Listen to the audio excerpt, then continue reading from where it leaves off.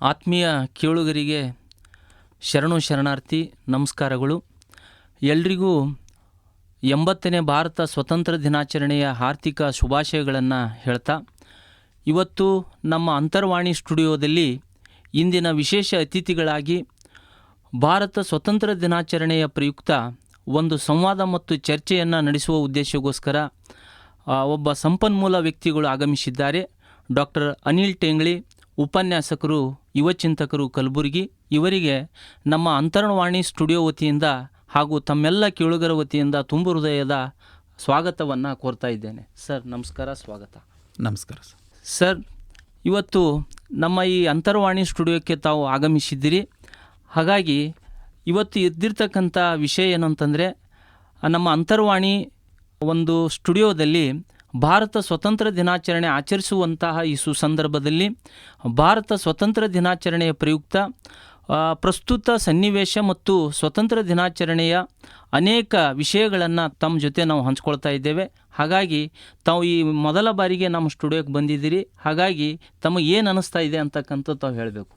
ಮೊದಲನೇದಾಗಿ ಅಂತರ್ವಾಣಿಯ ಎಲ್ಲ ಕೇಳುಗರಿಗೆ ಭಾರತ ದೇಶದ 80ನೇ ಸ್ವತಂತ್ರ ದಿನಾಚರಣೆಯ ಶುಭಾಶಯಗಳನ್ನು ಹೇಳುತ್ತಾ, ಭಾಳ ಸಂತೋಷ ಅನ್ನಿಸ್ತಾ ಇದೆ. ಇಂತಹ ಒಂದು ಕಾರ್ಯಕ್ರಮ ಅಂತರ್ವಾಣಿ ಮಾಡ್ತಾ ಬರ್ತಾ ಇರೋದರಿಂದ ಜನರಿಗೆ ಭಾಳ ಅವಶ್ಯಕತೆ ಇರುವಂತಹ ಈ ದೇಶ ಮತ್ತು ಸಮಾಜವನ್ನು ರೂಪಿಸ್ತಕ್ಕಂಥ ನಿಟ್ಟಿನಲ್ಲಿ, ಜನರಿಗೆ ಒಂದು ತಾತ್ವಿಕ ಸೈದ್ಧಾಂತಿಕ ವಿಚಾರಗಳನ್ನು ಮುಟ್ಟಿಸ್ತಕ್ಕಂಥ ನಿಟ್ಟಿನಲ್ಲಿ ಅಂತರ್ವಾಣಿ ಕೆಲಸ ಮಾಡ್ತಾ ಇದೆ. ಈ ಅಂತರ್ವಾಣಿಯ ಕೆಲಸವನ್ನು ನಾವೆಲ್ಲರೂ ಕೂಡ ಶ್ಲಾಘಿಸಬೇಕು. ಇಂತಹ ಒಂದು ಅದ್ಭುತವಾಗಿರ್ತಕ್ಕಂತಹ ಕಾರ್ಯಕ್ರಮದಲ್ಲಿ ನನಗೂ ಕೂಡ ಭಾಗವಹಿಸಲಿಕ್ಕೆ ಅವಕಾಶ ಮಾಡಿಕೊಟ್ಟಿರ್ತಕ್ಕಂಥ ಈ ಅಂತರ್ವಾಣಿಯ ಎಲ್ಲ ಸಿಬ್ಬಂದಿಗಳಿಗೆ, ಆಯೋಜಕರಿಗೆ, ಸಂಯೋಜಕರಿಗೆ ನಾನು ಕೃತಜ್ಞತೆಗಳನ್ನು ಹೇಳ್ತೀನಿ. ತುಂಬ ಧನ್ಯವಾದಗಳು ಸರ್, ಭಾಳ ಖುಷಿ ಅನ್ನಿಸ್ತು. ಅದರ ಜೊತೆಗೆ ಕೇಳುಗರಿಗೆ ತಮ್ಮ ಪರಿಚಯವನ್ನು ತಮ್ಮ ಮುಖಾಂತರ ಪರಿಚಯವನ್ನು ಮಾಡ್ಕೋಬೇಕಾಗಿ ಕೇಳ್ಕೊಳ್ತಾ ಇದ್ದೀನಿ. ನನ್ನ ಹೆಸರು ಡಾಕ್ಟರ್ ಅನಿಲ್ ಟೇಂಗ್ಳಿ ಅಂಥೇಳಿ. ನಾನು MA BEd ಮತ್ತು ಗುಲ್ಬರ್ಗಾ ಯೂನಿವರ್ಸಿಟಿಯಿಂದ ಸೈಕಾಲಜಿನಲ್ಲಿ PhD ಮಾಡಿದ್ದೀನಿ. ಕಳೆದ 11 ವರ್ಷಗಳಿಂದ ನಾನು ಕಲಬುರಗಿಯ ಡೆಕ್ಕನ್ BEd ಕಾಲೇಜಿನಲ್ಲಿ ಉಪನ್ಯಾಸಕನಾಗಿ ಕಾರ್ಯನಿರ್ವಹಿಸ್ತಾ ಇದ್ದೀನಿ. ಅದರ ಜೊತೆಯಲ್ಲಿ ಪೊಲೀಸ್ ಟ್ರೈನಿಂಗ್ ಸೆಂಟರ್ ನಾಗನಹಳ್ಳಿನಲ್ಲೂ ಕೂಡ ಅತಿಥಿ ಉಪನ್ಯಾಸಕನಾಗಿ ಕೆಲಸವನ್ನು ನಿರ್ವಹಿಸ್ತಾ ಇದ್ದೀನಿ. ಸಾಕಷ್ಟು ವಿದ್ಯಾರ್ಥಿಗಳನ್ನು ಜಾಗೃತಿ ಮೂಡಿಸ್ತಕ್ಕಂಥ ನಿಟ್ಟಿನಲ್ಲಿ ನನ್ನನ್ನು ನಾನೆಂದರೆ ತೊಡಗಿಸ್ಕೊಂಡಿದ್ದೀನಿ ಅಂತ ಇಷ್ಟು ಎಂದರೆ ನನ್ನ ಪರಿಚಯ ಹೇಳೋಕ್ಕೆ ತುಂಬ ಖುಷಿ ಅನ್ನಿಸ್ತದೆ ಸರ್. ಯಾಕಂತಂದರೆ ಇಂಥ ಸಣ್ಣ ವಯಸ್ಸಿನಲ್ಲಿ ಇವತ್ತಿನ ದಿವಸ ಈ ಮಟ್ಟದಲ್ಲಿ ತಾವು ಓದಿದ್ದೀರಿ. ಇದು ಭಾಳ ಮಾದರಿಯಾಗಿರ್ತಕ್ಕಂಥ ಸಂಗತಿ ಅಂತ ಅನ್ನಿಸ್ತದೆ. ಈ ಸಂದರ್ಭದಲ್ಲಿ ಸರ್, ಭಾರತ 80ನೇ ಸ್ವತಂತ್ರ ದಿನಾಚರಣೆಯನ್ನು ಆಚರಿಸ್ಕೊಳ್ತಕ್ಕಂಥ ಈ ಸುಸಂದರ್ಭದಲ್ಲಿ ಸ್ವತಂತ್ರ ನಂತರವೂ ಕೂಡ ಸ್ವತಂತ್ರ ದಿನಾಚರಣೆಯ ಯಾವ ರೀತಿ ಮಹತ್ವವನ್ನು ಪಡ್ಕೊಂಡಿದೆ ಅಂತ ಹೇಳೋದಾದರೆ, ನೋಡಿ, ಭಾರತ ದೇಶ ಸ್ವತಂತ್ರವಾಗಿ 80 ವರ್ಷ ಆಯಿತು. ಈ ಸಂದರ್ಭದಲ್ಲಿ ನಾವು ಸ್ವಾತಂತ್ರ್ಯದ ಮಹತ್ವವೇನು ಅಂತ ನಾವು ನೋಡೋದಾದರೆ, ಭಾರತ ದೇಶ 1947 ಆಗಸ್ಟ್ 15ನೇ ತಾರೀಕಿಗೆ ಸ್ವತಂತ್ರವಾಯಿತು. ಆ ಸ್ವತಂತ್ರ ಆದ ನಂತರದ ಭಾರತಕ್ಕೂ ಮತ್ತು ಸ್ವತಂತ್ರದ ಪೂರ್ವದ ಭಾರತಕ್ಕೂ ಭಾಳಷ್ಟು ವ್ಯತ್ಯಾಸ ಇದೆ. ಈ ವ್ಯತ್ಯಾಸಗಳನ್ನು ಏನಾದರೂ ನಾವು ಗಮನಿಸಿದೆ ಆದರೆ ನಮಗೆ ಈ ಒಂದು 15ನೇ ಆಗಸ್ಟ್ ಸ್ವಾತಂತ್ರ್ಯದ ಮಹತ್ವ ನಮ್ಮೆಲ್ಲರೂ ಕೂಡ ಅರಿವಾಗ್ತದೆ. ಸುಮಾರು ವರ್ಷಗಳ ಕಾಲ ಈ ದೇಶವನ್ನು ಬ್ರಿಟಿಷರು ಆಳ್ವಿಕೆಯಲ್ಲಿತ್ತು. ಬ್ರಿಟಿಷರು ಈ ದೇಶವನ್ನು ಆಳ್ವಿಕೆ ಮಾಡುವಂತಹ ಸಂದರ್ಭದಲ್ಲಿ ಕೇವಲ ಆಳ್ವಿಕೆ ಅಲ್ಲ, ಈ ದೇಶದ ಆದಾಯ ಮೂಲನೂ ಕೂಡ ಅವ್ರ ಕೈಯಲ್ಲೇ ಇತ್ತು. ಈ ದೇಶದ ಆದಾಯ ಮತ್ತು ಆಡಳಿತ ಚುಕ್ಕಾಣಿ ಎರಡೂ ಅವ್ರ ಕೈಯಲ್ಲೇ ಇದ್ದಿರೋದ್ರಿಂದ ಭಾರತ ದೇಶದ ಮೂಲ ನಿವಾಸಿಗಳಂತ ಹೇಳ್ಕೊಳ್ತಕ್ಕಂಥ ನಾವೆಲ್ಲರೂ ಕೂಡ ಏನಂದರೆ ಒಂದು ರೀತಿಯ ಗುಲಾಮ್ಗಿರಿಗೆ ಏನಂದರೆ ನಾವೆಲ್ಲರೂ ಕೂಡ ತಳ್ಳಲ್ಪಟ್ಟಿದ್ದೀವಿ. ನಮ್ಮ ಕೈಯಲ್ಲಿ ಅಧಿಕಾರ ಇರಲಿಲ್ಲ, ನಮ್ಮ ಕೈಯಲ್ಲಿ ಆಡಳಿತ ಇರಲಿಲ್ಲ, ಮತ್ತು ನಾವೇ ದುಡಿದು ಬೆಳೆದಿರ್ತಕ್ಕಂತಹ ಆದಾಯ ಏನಿದೆಯಲ್ಲ ಅದನ್ನೂ ಕೂಡ ನಾವೇ ಅನುಭವಿಸ್ತಕ್ಕಂಥ ಹಕ್ಕು ನಮಗಿರಲಿಲ್ಲ. ನಾವೆಲ್ಲವೂ ಕೂಡ ಇಡೀ ಆದಾಯವನ್ನು ಬ್ರಿಟಿಷರಿಗೆ ಒಪ್ಪಿಸಬೇಕಾಗ್ತಿತ್ತು. ಮತ್ತು ದೇಶದಲ್ಲಿ ಯಾವ ಕಾನೂನು ಇರಬೇಕು, ಯಾವ ಕಾನೂನು ಇರಬಾರ್ದು ಅಂತಕ್ಕಂಥದ್ದನ್ನು ರೂಪಿಸ್ತಕ್ಕಂತಹ ಆಡಳಿತ ನಡೆಸ್ತಕ್ಕಂಥದ್ದು ಏನದ ಅಂದರೆ ಅದು ಬ್ರಿಟಿಷರ ಕೈಯಲ್ಲಿತ್ತು.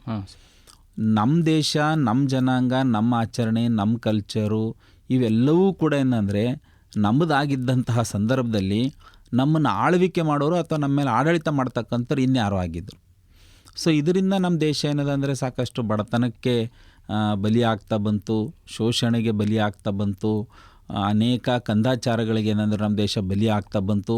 ಜಗತ್ತಿನ ಇತರೆ ದೇಶಗಳು ಮುಂದುವರೆತಕ್ಕಂತಹ ನಿಟ್ಟಿನಲ್ಲಿ ನಮ್ಮ ದೇಶ ಮುಂದುವರೆಯೋದಕ್ಕೆ ಅದು ಸಾಧ್ಯವಾಗಲಿಲ್ಲ. ಸೊ ಹೀಗಾಗಿ ಅಂತಹ ಬ್ರಿಟಿಷರ ಆಡಳಿತವನ್ನು ನಾವೇನದ ಅಂದರೆ ಪಡ್ಕೊಂಡು ಸ್ವಾತಂತ್ರ್ಯವನ್ನು ಪಡಿಬೇಕಾದಂಥ ಸಂದರ್ಭದಲ್ಲಿ ಸುಮಾರು 100 ವರ್ಷಗಳ ಕಾಲ ಅದು ಹೋರಾಟ ನಡೀತು.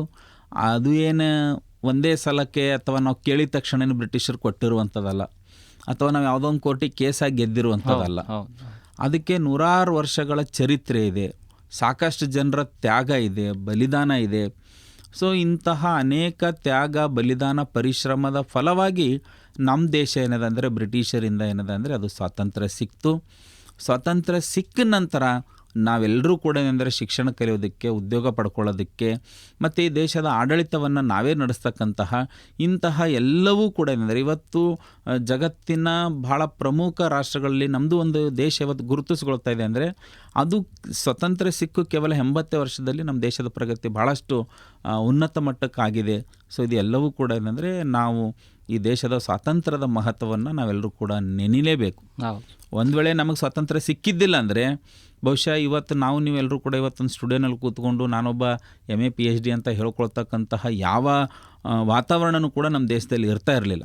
ಸೊ ಅದಕ್ಕಾಗಿ ನಮಗೆ ನಮ್ಮ ದೇಶದ ಸ್ವಾತಂತ್ರ್ಯ ದಿನದ ಮಹತ್ವ ನಮ್ಮೆಲ್ಲರೂ ಕೂಡ ಅರಿವಾಗಲೇಬೇಕು. ಅದು ನಾವೆಲ್ಲರೂ ಕೂಡ ಏನಂದರೆ ಈ ಜಗತ್ತು ಭೂಮಿ ಇರುವವರೆಗೂ ಕೂಡ ಏನಂದರೆ ಭಾರತ ದೇಶ ತನ್ನ ಸ್ವಾತಂತ್ರ್ಯ ದಿನಾಚರಣೆಯನ್ನು ಅದು ಒಂದು ರಾಷ್ಟ್ರೀಯ ಹಬ್ಬವಾಗಿ ಅದನ್ನು ಆಚರಣೆ ಮಾಡಲೇಬೇಕು. ನಾವೆಲ್ಲರೂ ಕೂಡ ಮನೆಯಲ್ಲಿ ಮಕ್ಕಳ ಜೊತೆಗೆ ಈ ಸ್ವಾತಂತ್ರ್ಯ ದಿನಾಚರಣೆಯನ್ನು ಆಚರಣೆ ಮಾಡಬೇಕು. ಅಷ್ಟು ಮಹತ್ವದ ದಿನ ಇದಾಗಿದೆ. ಇನ್ನು ಮುಂದುವರೆದು ನೀವು ಹೇಳ್ದಂಗೆ ಎರಡನೇ ಅಂಶ ಏನಂದರೆ ಈಗ 80ನೇ ವರ್ಷಕ್ಕೆ ನಾವು ಯಾಕೆ ಇದರ ಮಹತ್ವ ಅರಿಬೇಕಾಗಿದೆ ಅಂತಂದರೆ ನಮ್ಮ ದೇಶ ಸ್ವಾತಂತ್ರ್ಯ ಸಿಕ್ಕು 80 ವರ್ಷಗಳಲ್ಲಿ ಎಷ್ಟು ಮುಂದುವರಿಬೇಕಾಗಿತ್ತೋ ಅಷ್ಟು ಮುಂದುವರೆದಿಲ್ಲ.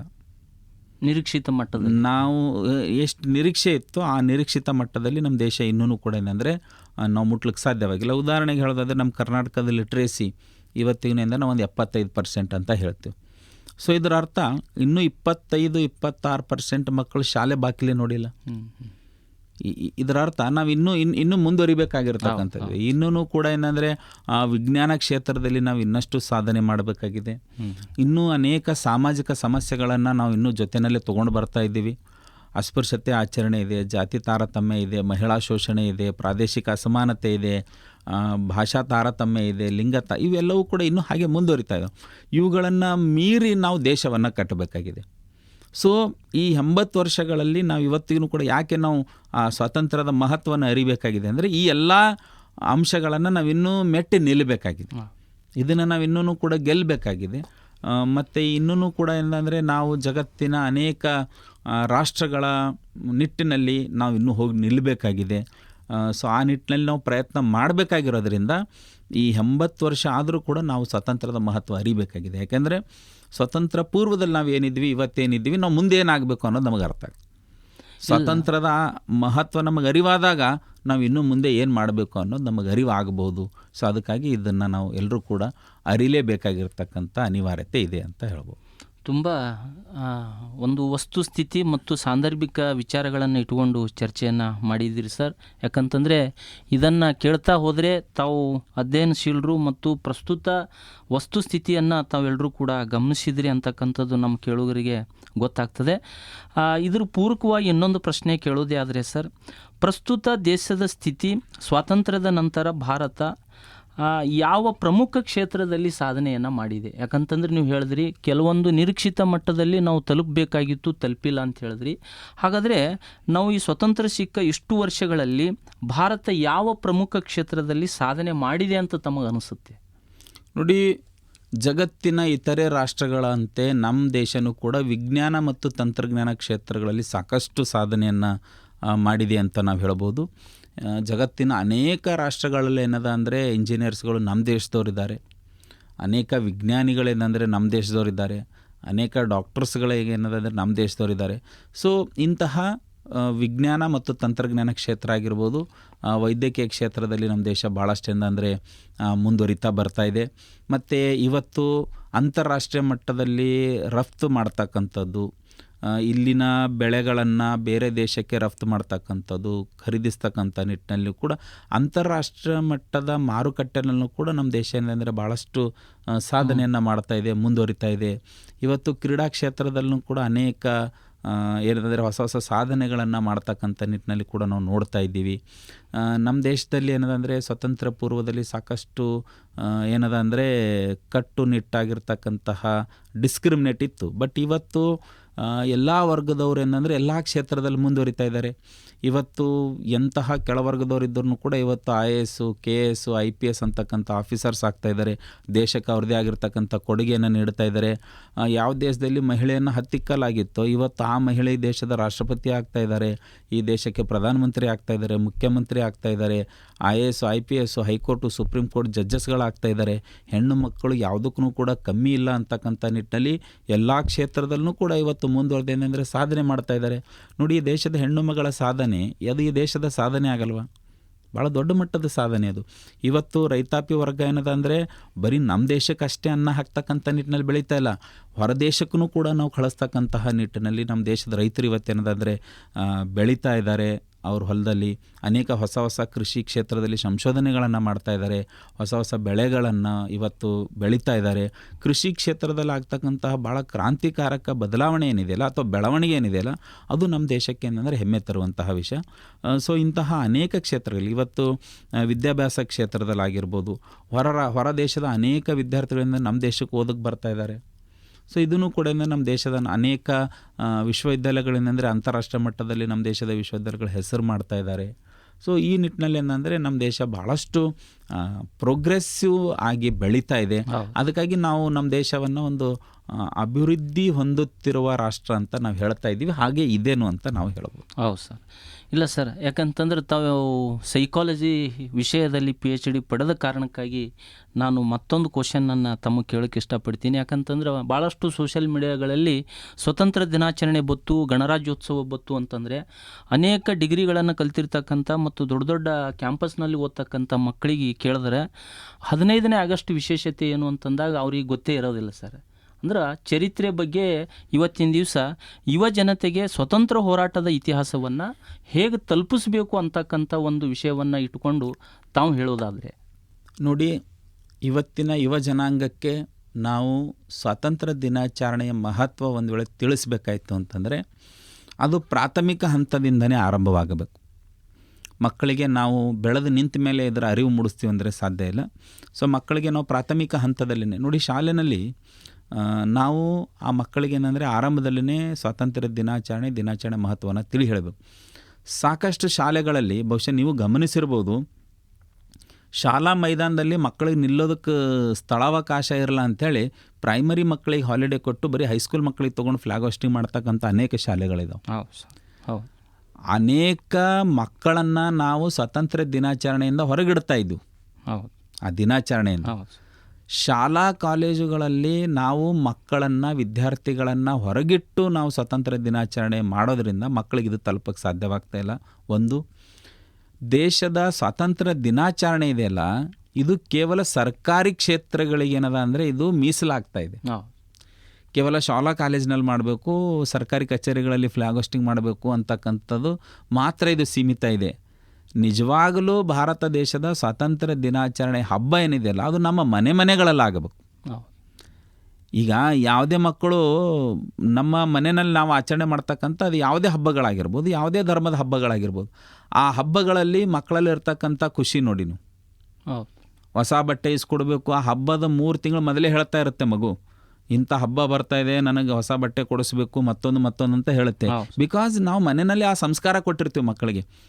ಇಡೀ ವರ್ಷವಿಡೀ ನಾವು ಮಾಡ್ತಕ್ಕಂಥ ಹಬ್ಬಗಳ ಆಚರಣೆಯನ್ನು ನಾವು ಮಕ್ಕಳಿಗೆ ಮನೆಯಲ್ಲಿ ಸಂಸ್ಕಾರ ಕೊಡ್ತಾ ಇರೋದ್ರಿಂದ ಮಗು ಅದನ್ನು ಹಬ್ಬ ಅಂತೇಳಿ ಫೀಲ್ ಮಾಡ್ತಾ ಇದೆ. ಬಟ್ ನಾವು ಯಾರೂ ಕೂಡ ಈ ದೇಶದ ಸ್ವಾತಂತ್ರ್ಯ ದಿನಾಚರಣೆಯನ್ನು ನಮ್ಮ ಮನೆ ಹಬ್ಬವಾಗಿ ನಾವು ಮಾಡ್ತಾ ಇಲ್ಲ. ನಾವು ಮನೆಯಲ್ಲಿ ಹಬ್ಬವಾಗಿ ಮಾಡದೇ ಇದ್ದಿರೋದ್ರಿಂದ ಇದರ ಮಹತ್ವ ಮಕ್ಕಳಿಗೆ ಅರಿವಾಗ್ತಾ ಇಲ್ಲ. ಸೊ ಅದನ್ನು ಮಕ್ಕಳೇನಂದರೆ ಒಂದಿಷ್ಟು ಬೇಜವಾಬ್ದಾರಿತನ ತೋರುವಂತಹ ವಾತಾವರಣ ನಿರ್ಮಾಣ ಆಗ್ತಾಯಿದೆ. ಎಷ್ಟೋ ಜನರ ಮನೆಗಳಲ್ಲಿ ಏನದ ಅಂದರೆ ಯಾರು ಸರ್ಕಾರಿ ಕ್ಷೇತ್ರದಲ್ಲಿ ಕೆಲಸ ಮಾಡ್ತಾರೋ ಅವ್ರು ಮಾತ್ರ ಬೆಳಗ್ಗೆ 5 ಗಂಟೆಗೆ ಅದು ಫ್ಲಾಗ್ ಹೋಸ್ಟಿಂಗ್ ಹೋಗ್ತಾರೆ, ಉಳಿದವರೆಲ್ಲ 8 ಗಂಟೆ 9 ಗಂಟೆ ತನಕ ಮಲಗಿರ್ತಾರೆ. ಅವ್ರಿಗೆ ಯಾವ ಮಹತ್ವನೂ ಗೊತ್ತಿಲ್ಲ. ಸೊ ಹೀಗಾಗಿ ಭಾರತ ದೇಶದ ಸ್ವತಂತ್ರ ದಿನಾಚರಣೆಯ ಹಬ್ಬ ಏನಿದೆಯಲ್ಲ, ಇದು ನಮ್ಮ ಮನೆಗಳಿಗೆ ಹೋಗಬೇಕು, ಆ ಮೂಲಕ ಮಕ್ಕಳಿಗೆ ಮುಟ್ಟಿಸ್ಬೇಕು. ಮತ್ತು ಯಾವುದೇ ಶಾಲಾ ಕಾಲೇಜುಗಳಲ್ಲಿ ಏನಂದರೆ ಮಕ್ಕಳನ್ನು ಹೊರಗಿಟ್ಟು ನಾವು ಆಚರಣೆ ಮಾಡಬಾರ್ದು, ಎಲ್ಲ ಮಕ್ಕಳನ್ನು ಒಳಗೊಂಡೇ ಈ ಹಬ್ಬವನ್ನು ನಾವು ಆಚರಣೆ ಮಾಡಬೇಕು. ಮತ್ತು ಶಾಲಾ ಕಾಲೇಜುಗಳಲ್ಲಿ ಕಡ್ಡಾಯವಾಗಿ ಮಕ್ಕಳಿಗೆ ಇದನ್ನು ತಿಳಿ ಹೇಳ್ತಕ್ಕಂತಹ ಒಂದು ನಿಯಮ ರೂಪಿಸ್ಬೇಕು ನಾವು. ಸುಮ್ಮನೆ ಭಾಷಣಗಳಲ್ಲಿ ಹೇಳೋದ್ರಿಂದ ಮಕ್ಕಳು ಕೇಳಿಸ್ಕೊತಾರೆ ಅನ್ನುವಂಥದ್ದಲ್ಲ, ಮಕ್ಕಳ ಮನಕ್ಕೆ ಮುಟ್ಟತಕ್ಕಂತಹ ಒಂದು ರೂಪುರೇಷೆಯನ್ನು ಸರ್ಕಾರಗಳು ತರೋ ಮೂಲಕ ಅದನ್ನು ಮುಟ್ಟಿಸ್ತಕ್ಕಂತಹ ಪ್ರಾಮಾಣಿಕ ಪ್ರಯತ್ನ ಇವತ್ತು ಆಗಲೇಬೇಕಾಗಿದೆ. ಆ ನಿಟ್ಟಿನಲ್ಲಿ ಕ್ರಮ ಜರುಗಿಸ್ಬೇಕು. ಇಲ್ಲ, ಭಾಳ ಒಳ್ಳೆಯ ವಿಚಾರಗಳನ್ನು ಹಂಚ್ಕೊಳ್ತಾ ಇದ್ದೀರಿ ಸರ್. ಕೇಳುಗರಿಗೂ ಕೂಡ ಭಾಳ ಹೊಸದಾಗಿರುವಂಥ ಮತ್ತು ನಮ್ಮನ್ನು ನಾವು ಆತ್ಮಾವಲೋಕನವನ್ನು ಮಾಡ್ಕೊಳ್ತಕ್ಕಂತಹ ಸಂಗತಿಗಳನ್ನು ಕೂಡ ತಾವು ಬಿಚ್ಚಿಡ್ತಾ ಇದ್ದೀರಿ. ತಮಗೆ ಮತ್ತೊಮ್ಮೆ ಅಭಿನಂದನೆಗಳನ್ನು ಹೇಳ್ತಾ ಸರ್, ಒಂದು ರೀತಿ ಅನಿಸುತ್ತೆ, 80 ವರ್ಷಗಳು ಗತಿಸಿದರೂ ಕೂಡ ಈ ಸ್ವತಂತ್ರ ಭಾರತದಲ್ಲಿ ಪ್ರಸ್ತುತವಾಗಿ ನಮಗೆ ಸ್ವತಂತ್ರ ಬೇಕು ಅಂತಕ್ಕಂಥ ಸವಾಲುಗಳನ್ನು ಕೂಡ ನಾವು ನೋಡ್ತಾ ಇದ್ದೀವಿ. ಯಾಕಂತಂದ್ರೆ ಈ ದೇಶದೊಳಗೆ ಡೆಮಾಕ್ರಸಿ ಇರೋದ್ರಿಂದ ಭಾರತ ದೇಶ ಪ್ರಸ್ತುತವಾಗಿ ಭಾಳ ಮಹತ್ವದಾಗಿರುವಂಥ ಯಾವ ಸವಾಲುಗಳನ್ನು ಇವತ್ತಿನ ದಿವಸ ಭಾರತ ಎದುರಿಸ್ತಾ ಇದೆ ಅಂತ ಬಹಳ ಪ್ರಮುಖವಾಗಿರ್ತಕ್ಕಂಥ ಪ್ರಶ್ನೆಯನ್ನು ತಾವು ಕೇಳಿದ್ರಿ.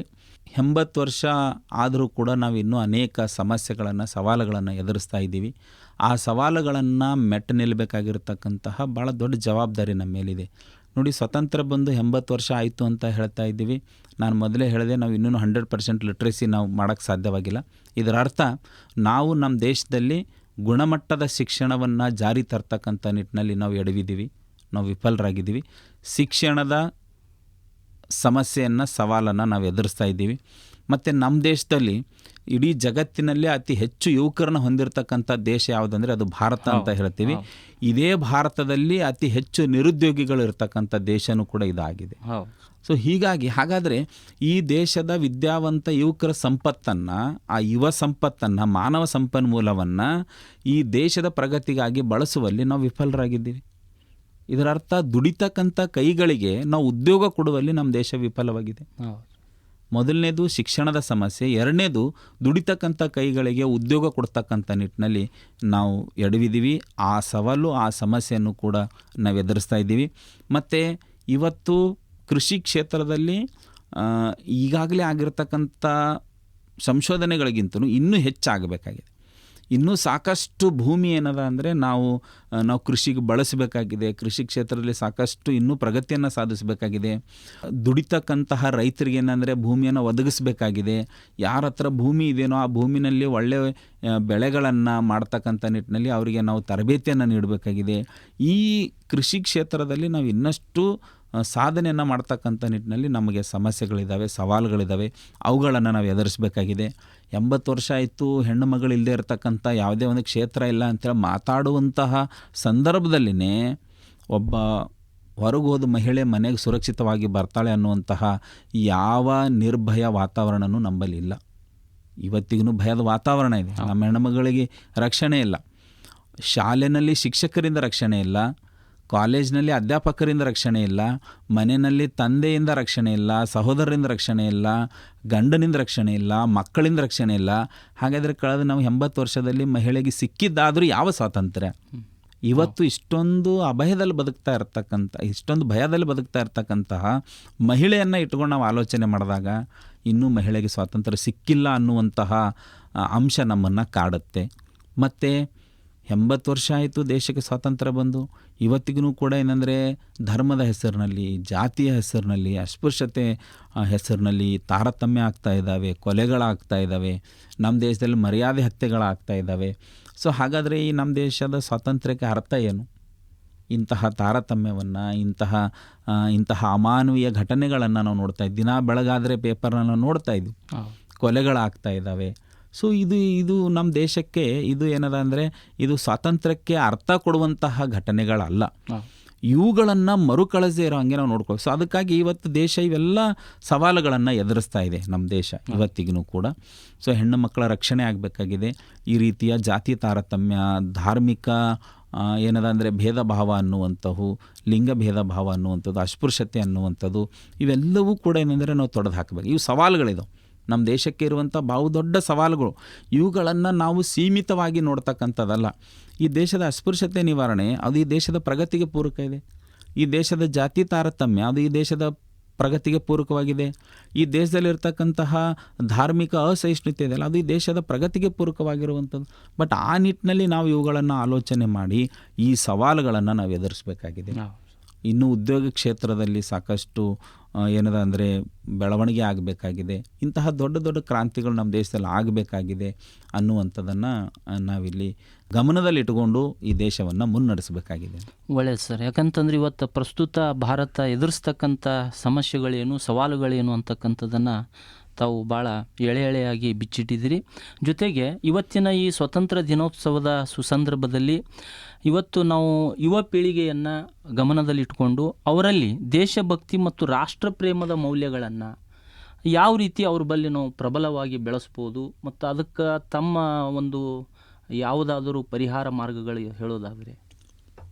ನೋಡಿ, ನಮ್ಮ ಯುವ ಜನಾಂಗದಲ್ಲಿ ನಾವು ರಾಷ್ಟ್ರಪ್ರೇಮವನ್ನು ಬಿತ್ತಬೇಕಾಯ್ತಂದರೆ ಮೊದಲು ಭಾರತ ಅಂದರೆ ಏನು ಅಂತ ನಾವು ಮಕ್ಕಳಿಗೆ ತಿಳಿಸ್ಬೇಕಾಗುತ್ತೆ. ನಾವು ಭಾರತವನ್ನು ಅರ್ಥೈಸಿಕೊಳ್ಳುವಲ್ಲಿ ವಿಫಲರಾಗ್ತಾಯಿದ್ವು.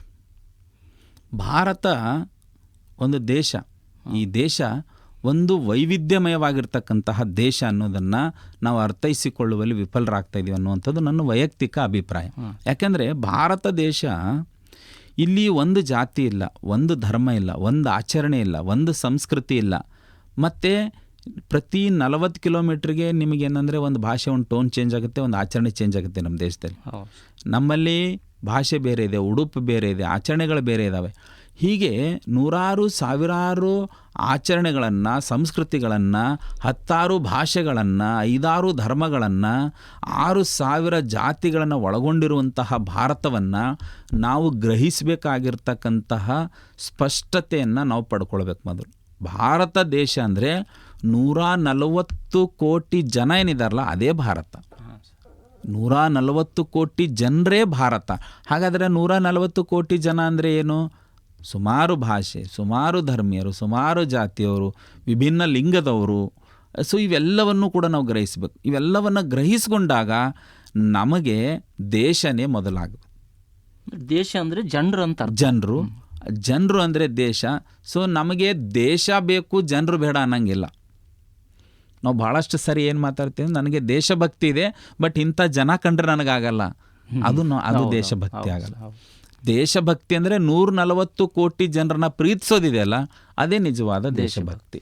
ಸೊ ಆ ನಿಟ್ಟಿನಲ್ಲಿ ಏನಂದರೆ ನಾವು ಮಕ್ಕಳಿಗೆ ನಮ್ಮ ದೇಶದ ವೈವಿಧ್ಯಮತೆ ಏನಿದೆಯಲ್ಲ ಅದನ್ನು ತಿಳಿ ಹೇಳಬೇಕು.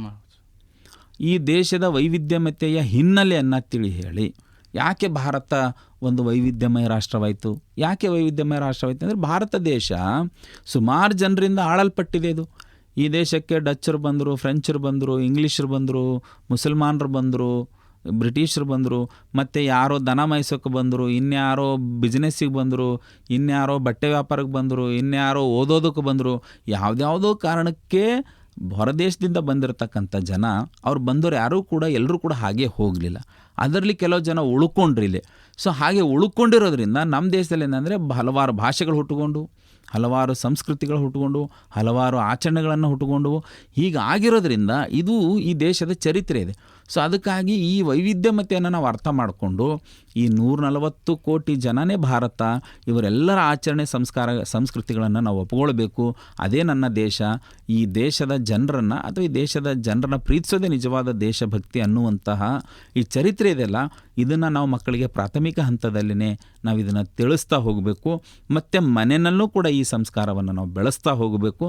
ಅಂದಾಗ ಮಾತ್ರ ಯುವ ಜನಾಂಗದಲ್ಲಿ ನಾವು ಒಂದಿಷ್ಟು ಬದಲಾವಣೆಯನ್ನು ಕಾಣೋದಕ್ಕೆ ಸಾಧ್ಯ ಇದೆ. ಮತ್ತು ಕಾಲೇಜ್ ಹಂತಗಳಲ್ಲಿ ಮಕ್ಕಳನ್ನ ನಾವೇನಂದರೆ ಅನೇಕ ಸೆಕ್ಯುಲರ್ ಅಟಿಟ್ಯೂಡ್ ಡೆವಲಪ್ ಆಗುವಂತಹ ಒಂದು ಸೆಕ್ಯುಲರ್ ಅಟಿಟ್ಯೂಡ್ ಡೆವಲಪ್ ಆಗುವಂತಹ ಕಾರ್ಯಕ್ರಮಗಳನ್ನು ರೂಪಿಸಬೇಕಾಗಿದೆ. ಶಾಲಾ ಹಂತದಲ್ಲಿ, ಕಾಲೇಜ್ ಹಂತದಲ್ಲಿ ನಾವೇನದಂದರೆ ಮಕ್ಕಳಲ್ಲಿ ಒಂದು ಸೆಕ್ಯುಲರ್ ವಾತಾವರಣವನ್ನು, ಒಂದು ತಾರತಮ್ಯ ಇಲ್ಲದಂತಹ ವಾತಾವರಣ, ಎಲ್ಲ ಧರ್ಮದವರು, ನಾವೆಲ್ಲ ಜಾತಿಯವರು, ಎಲ್ಲ ಲಿಂಗದವರು ನಾವೆಲ್ಲರೂ ಕೂಡ ಒಂದು ಅನ್ನುವಂತಹ ಹೊಸ ಕ್ರಮಗಳನ್ನು ರೂಪಿಸೋ ಮೂಲಕ ಮಕ್ಕಳಿಗೆ ಏನಂದರೆ ನಾವು ಜಾಗೃತಿ ಮೂಡಿಸಬೇಕಾಗಿದೆ. ಮತ್ತು ಮಕ್ಕಳಿಂದನೇ ಆ ಕಾರ್ಯಕ್ರಮಗಳೇನದಂದರೆ ಉದಾಹರಣೆಗೆ ಶಾಲೆಯಲ್ಲಿ ಒಂದು ನಾಟಕ ಮಾಡಿಸ್ತೀವಿ ಅಂದರೆ ಅಲ್ಲೊಂದು ಸೆಕ್ಯುಲರ್ ಪಾಯಿಂಟ್ ಇರಬೇಕು. ಹೌದು.